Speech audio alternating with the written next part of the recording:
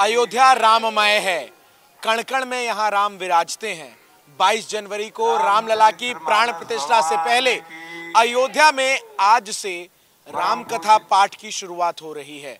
अयोध्या में आज राम कथा पाठ की शुरुआत कर रहे हैं चिन्मयानंद बापूजी महाराज, जो इस वक्त मंच पर आपको नजर आ रहे हैं। राम कथा की शुरुआत अयोध्या में आज से हो रही है। बड़ी संख्या में साधु संत जो हैं वो इस वक्त यहाँ पर इकट्ठा है। चूंकि मुख्यमंत्री योगी आदित्यनाथ की तरफ से ये निर्देश दिया गया था कि प्राण प्रतिष्ठा तक अयोध्या समेत पूरे उत्तर प्रदेश में जो राम कथा है वो करवाई जाए, सुंदरकांड जो है वो कराया जाए, और उसको लेकर ही यहाँ पर ये अयोध्या में पहली कथा है जो इस वक्त आज से शुरू हो रही है। तमाम साधु संत भी यहाँ पर मुख्य अतिथि के तौर पर आमंत्रित हैं जो मंच पर सीन है। इसके अलावा बड़ी संख्या में साधु संत आपको यहाँ पर नजर आएंगे। आज से राम कथा की शुरुआत हो रही है, 22 को प्राण प्रतिष्ठा है। अयोध्या के लिए कितने हर्ष का विषय है? अयोध्या के लिए तो अपार हर्ष की विषय है। जैसे भगवान राघवेंद्र सरकार त्रेता में लंका विजय प्राप्त करके आए थे, ठीक उसी तरह से वही माहौल, वही सब उत्सव यहाँ पर आज दिखाई दे रहा है। जैसे भगवान राघवेंद्र सरकार आए बहुरी रघुरैया, अवध में बाजे बधैया, ठीक उसी तरह से जगह जगह पर बधाइयाँ, जगह जगह पर उत्सव, जगह जगह पर आनंद का माहौल बना हुआ है। यह वर्णन करने योग्य नहीं है। ये जो राम कथा है ये संदेश क्या देती है तमाम लोगों को जो आज से अयोध्या में शुरू हो रही है? और अयोध्या नहीं, पूरे उत्तर प्रदेश में जो है वो मुख्यमंत्री जी की तरफ से निर्देश है कि प्राण प्रतिष्ठा तक राम कथा हो, सुंदरकांड हो, राम कीर्तन हो। 7 दिन कथा होगी राम जी के राम से। अयोध्या में रामलला की प्राण प्रतिष्ठा की तैयारियां जोरों शोरों से जारी है। इन सब के बीच आज से अयोध्या में राम कथा की शुरुआत हो रही है, और न केवल अयोध्या बल्कि उत्तर प्रदेश के तमाम जिलों में राम कथा जो है वो करवाई जाए, इसके लिए मुख्यमंत्री योगी आदित्यनाथ की तरफ से निर्देश दिया गया। हमारे साथ बातचीत करने के लिए धर्मदास जी महाराज जी मौजूद हैं। महाराज जी, राम कथा की आज से शुरुआत हो रही है अयोध्या में, प्राण प्रतिष्ठा है 22 को। किस तरीके से, चूंकि आप तो उस पीठ से आते हैं जिसने सबसे पहले रामलला को देखा था कि पधारे थे, और हम दूसरा बार हमने पधारा, तो इसलिए हम यह देख रहे हैं कि योगी जी के आने से अयोध्या के कायाकल्प कैसे हुआ कि जो अयोध्या जिला कर दिया, अयोध्या कमिश्नरी कर दिया, अयोध्या के राजधानी बना दिए, धर्म के राजधानी बना दिए। तो यह एक अद्भुत पुरुष है कि जिसने यह कार्य किया। जब से देश आजाद भया तब से आज तक से कोई ये पर सोचा नहीं था।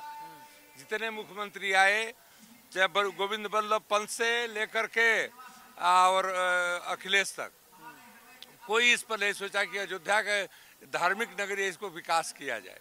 लेकिन हनुमान जी के कृपा से योगी जी आए तो इस पर ध्यान दिए, और कोर्ट से भी निर्णय हो गया, सारा काम बढ़िया होने जा रहा है। महाराज जी, एक सवाल मैं आपसे विशेष तौर पर जानना चाह रहा था, पूछना चाह रहा था। 22 को प्राण प्रतिष्ठा है, और प्राण प्रतिष्ठा जिनके निर्देशन में होगा वो अयोध्या से बाहर के पंडित पुजारी हैं। ये ऐसा है नहीं कि कहीं के पुजारी नहीं, सब सनातन सर्व संस्कृति के पुजारी है लोग। आज देख निर्देशन में किसी को होगा, लेकिन भगवान के पूजा यहाँ के अयोध्या के परंपरा के हिसाब से बाबा अभिराम दास जी जिस प्रकार से पूजा कर गए, जिसे हनुमानगढ़ी में जिसे पूजा होता है वो सही पूजा व्यवस्था होगा। ये करने से कुछ नहीं होता है।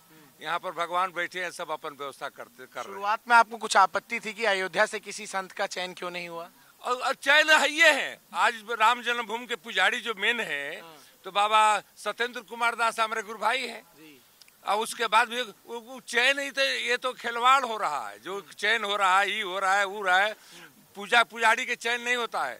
पुजारी को पुजारी के कर्म किया जाता है तब पुजारी होता है, चयन से नहीं होता है। तो ये जो चयन हुआ है और उनको ट्रेनिंग ये सब दी जा रही है, ये तो ट्रेनिंग दिया जाता है, संस्कृति के ट्रेनिंग, अपने सभ्यता के ट्रेनिंग दिया जाएगा। तो ट्रेनिंग देने वाले को भी, जो ट्रेनिंग दे रहा है उसको भी ट्रेनिंग होता है, तब वो आकर ट्रेनिंग दे रहा है। कुछ साधु संतों ने आपत्ति जताई कि रामलला रहे हैं कि रामलला एक सेवा के व्यवस्था है, परंपरा के व्यवस्था है, नहीं कि वहाँ पढ़ाई और लिखाई की व्यवस्था है।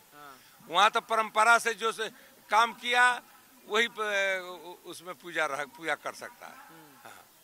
और इसीलिए आपने जब इस बात का जिक्र किया तो आपके साथ कई संतों ने इसका समर्थन भी किया कि अरे सब करते हैं, हमारे साथ सब समर्थन करते हैं, ऐसे ये भी लोग समर्थन करेंगे। और इसके विषय में अगर वाद विवाद के समय नहीं रह गया। नहीं, सवाल ये एक उठा था कि क्या प्राण प्रतिष्ठा कराने के लिए अयोध्या में कोई संत नहीं है? प्राण प्रतिष्ठा की आवश्यकता नहीं है। अच्छा, प्राण प्रतिष्ठा तो पहले से हुआ है, जो नया मूर्ति आ रही है भगवान के, तो प्राण प्रतिष्ठा 1949 में बाबा अभिराम दास जी के पहले से भया हुआ है।